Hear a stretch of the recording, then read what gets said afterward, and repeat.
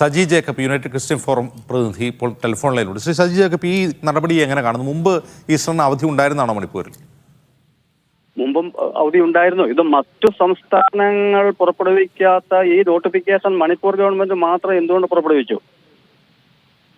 ഇത് എത്രയും പെട്ടെന്ന് അത് ക്രിസ്ത്യാനികളുടെ പ്രധാന ദിവസങ്ങളായ ഈ ദിവസങ്ങളിലെ പുറപ്പെടുവിച്ച ഈ നോട്ടിഫിക്കേഷൻ എത്രയും പെട്ടെന്ന് മണിപ്പൂർ ഗവൺമെന്റ് ഇത് പിൻവലിപ്പിക്കണമെന്നാണ് ആവശ്യം. ഇത് ഒരു രാഷ്ട്രീയ തീരുമാനമായിട്ട് തോന്നുന്നുണ്ടോ? രാഷ്ട്രീയ തീരുമാനമായിട്ട് തന്നെ ആയിട്ടാണ് തോന്നുന്നത്.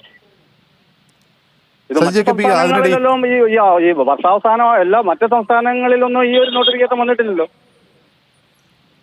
ഓക്കെ, ഇത് എങ്ങനെ പ്രതിഷേധിക്കാനാണ് നിങ്ങളുടെ തീരുമാനം?